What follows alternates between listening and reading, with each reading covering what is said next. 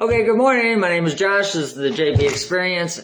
And I'd like to come on here and talk about how I see consciousness, okay? Because I've been really thinking about this, about how Jesus talks about look within and you will find yourself, right? And the church wants to tell you to look outside of yourself. And I think of Grace Centers of Hope, right? Pastor Clark. He used to tell us, he said, God looks at us like a worm. Like sometimes we'll pick up, like we look at a worm, should I say. So like when we see a worm on a driveway, we'll pick that worm up, right?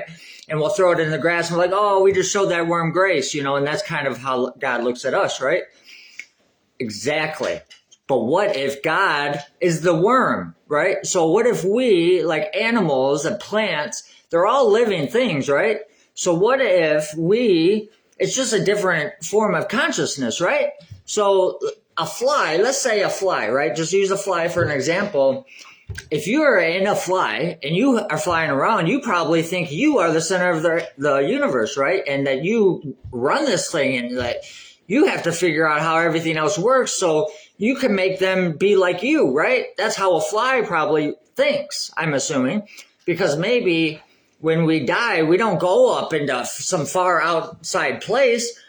This is heaven on earth. How did Jesus say? He said, you can bring heaven to earth. Heaven is right here.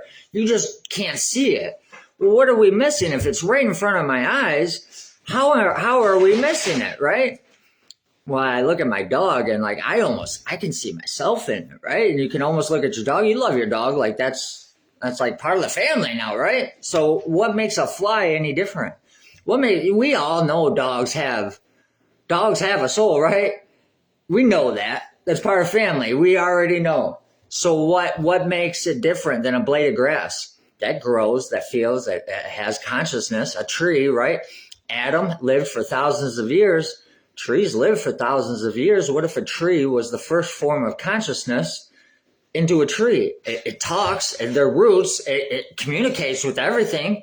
There is a communication system going through mushrooms, and it talks to everything. It's just another form of consciousness.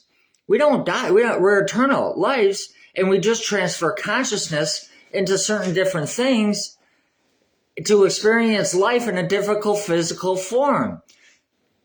And I think that's what I think. That sounds right to me. It sounds about right, because nowhere else have we found any life forms. We haven't even found a planet that could even harbor us, or anything for that matter. So this has to be heaven on earth, right? This has to be heaven. And I'm trying to fix it somehow to like where it makes sense in my head. That's not fix it to where like fix everything needs fixing, but it needs fixing to where it can make sense in my head. So because if I look at this as a collective consciousness, and let's say so many smart people got to it to me, right?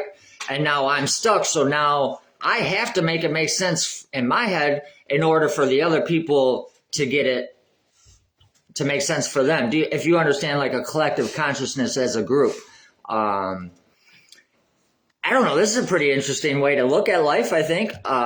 So I'd like to talk about that more. I thought I'd just come on here before I actually, I get to go back to work. I'm pretty excited about that. And I'm having fun learning. I'm having fun revealing things. Life is good, man. I'm staying sober. I'm glad for you guys. Thank you for listening. I love you, and we will be back soon. All right. Have a good day.